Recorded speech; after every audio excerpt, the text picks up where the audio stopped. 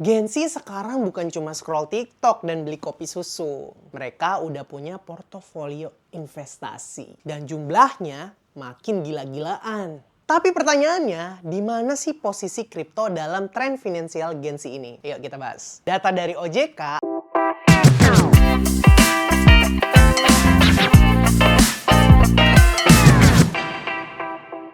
Data dari OJK, April 2026 mencatat jumlah investor pasar modal Indonesia sudah tembus 26,1 juta orang. Dan lebih dari 80% didominasi generasi muda di bawah 30 tahun dan milenial. Tren ini bukan kebetulan. Gen Z tumbuh di era di mana buka reksadana semudah order GoFood. Nah, dan mereka juga udah mendapatkan edukasi finansial yang ada di TikTok, Instagram, YouTube, dan semua platform. Semua edukasi finansial sekarang dikemas dengan ringan dan relate. Jadi mereka lebih prepare lagi nih buat memikirkan masa depan finansial mereka. Dan hasilnya, Gen Z nggak lagi nunggu tua buat mulai investasi.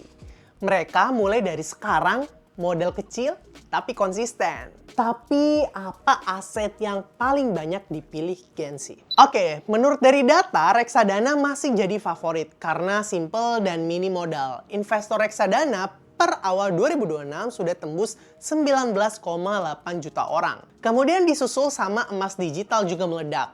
Gen Z dominasi nasabah tabungan emas dengan total pengguna hampir 5 juta orang. Tapi yang paling menarik nih, kripto juga masuk sebagai instrumen yang makin dilirik oleh Gen Z. Bukan FOMO atau hype jangka pendek, tapi Gen Z mulai paham kripto sebagai aset yang bisa jadi opsi utama di tengah ketidakpastian ekonomi dan pelemahan rupiah seperti sekarang ini. Kripto juga punya beberapa keunggulan yang relate banget sama gaya hidup Gen Z. Yang pertama, modalnya kecil.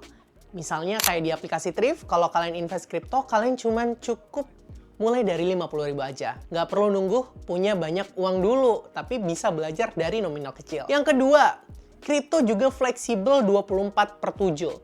Pasar kripto nggak ada liburnya Thrifers, buka terus. Jadi cocok buat yang jadwalnya nggak menentu dan juga mungkin membutuhkan aset yang lebih fleksibel. Nah yang ketiga, karena asetnya 24/7, aset kripto juga ini lebih liquid. Jadi Gen Z bisa tarik atau masuk ke marketnya kapan aja. Jadi gimana nih Thrifers? Kalau kamu Gen Z yang lagi mulai perjalanan finansialmu, kripto bisa jadi salah satu bagian dari portofoliomu yang seimbang. Nah, sekarang aku punya pertanyaan nih. Kalau kalian sudah mulai investasi dari usia berapa? Dan apa sih instrumen atau aset favoritmu? Coba share di kolom komentar ya.